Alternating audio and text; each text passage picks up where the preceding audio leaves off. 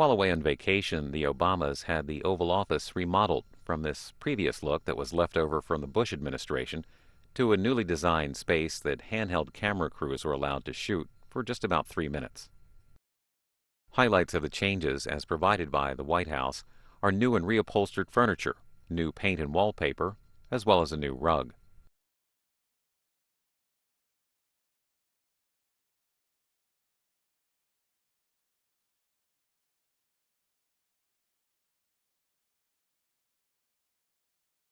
We recently spent time with President Obama in the Oval Office before it was redecorated, asking him about life in the White House and working in the Oval Office.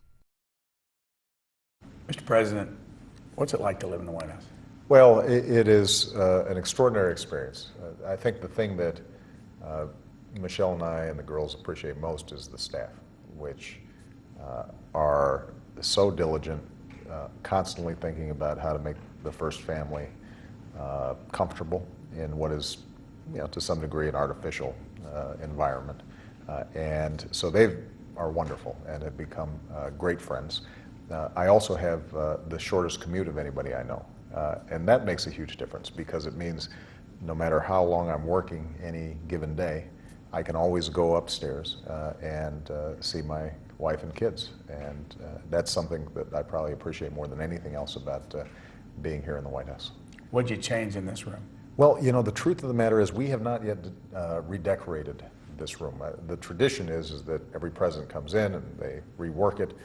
Given that we are in the midst of some very difficult economic times, we decided to hold off last year in terms of making some changes.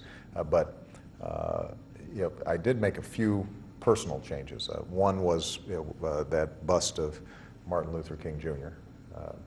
To remind me of all the extraordinary dedication of a lot of people to allow me to have the privilege of serving in this office.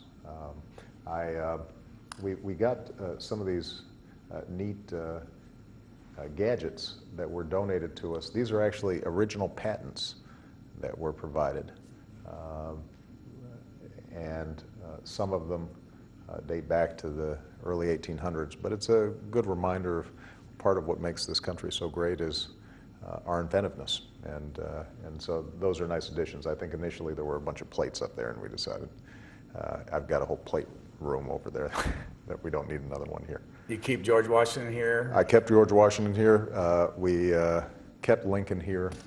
I love, this is one of my favorite pictures. This was donated by Steven Spielberg, I think, to Bill Clinton. It's a Norman Rockwell, and from a distance it just looks like a portrait of the Statue of Liberty, but when you look more closely, you've got these three guys up there cleaning the torch, and it's a reminder that we constantly have to renew the flames of our democracy. So when people come into this room, how do you notice them react to you and to the room? Well, somebody said, this is the greatest home court advantage that you could have in this office, and I do think that people feel a certain reverence for the space because it symbolizes the presidency, and it symbolizes what has been the extraordinary record of tough decisions, monumental decisions that have been made in this room. So usually people do have a little bit of a pause before they step in. But hopefully my job is to make them feel comfortable, have them take a seat, and after that they're usually fine. You've quietly on 2 occasions snuck in a bunch of historians, a little bit of off-the-record meetings. Right. Over, I believe it's over in the dining room. Yeah, over that's in the right. state dining room. Right. What's your relationship with history? Obviously, I know one section with 9 of them. Right. And tell us about the way you feel about the Well, history. when you occupy this office, you are constantly reminded that you are just one of a series of people who've dedicated their lives to protecting the country and making our democracy function. It's a very humbling experience, and so I spend a lot of time reading history, just to remind myself of the standards I have to live up to. Also mistakes that have been made in the past by occupants of this office. Then having the chance to talk personally to some of these historians ends up being helpful to provide some perspective, because particularly in this 24-hour news cycle that we live in here in Washington, so much of the attention is on the daily ups and downs of politics, and my job is to constantly remember that what I do here is on behalf of not just tomorrow, but on behalf of the next generation. So was there a time in this office, you're in here alone, and you looked up and said, I can't quite believe this? I think, I'm sure every president would say the first day that they're here. There's a tradition that the previous occupant leaves a letter behind for the next one. And President Bush, who was very gracious to both me and my family during the transition, had left one, and I came in here by myself and read that letter. And it was a beautiful, sunny, although cold day, and you looked around and you said to yourself, better not screw up. Where in the White House do you find yourself the happiest?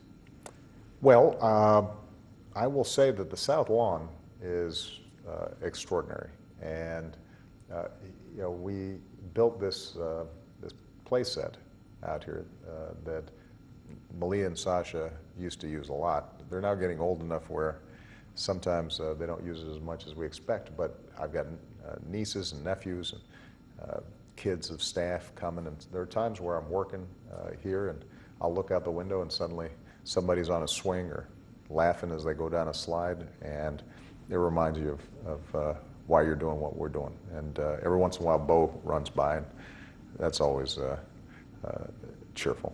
They say if you want a friend in Washington, get a dog. Well, I've got one, and he's a pretty good friend. What about the Lincoln bedroom? The Lincoln bedroom I don't go into much, except when there are visitors. Every once in a while, I'll sneak in just to reread the Gettysburg Address, especially when I've got a big speech, because I'm constantly reminding myself that that was only 3 minutes long. So if I have a tendency to get long-winded, it's useful to take a look at that piece of genius and remember that there's something to brevity when it comes to making your point. Do you ever feel in the White House like you're going to be here for a long time?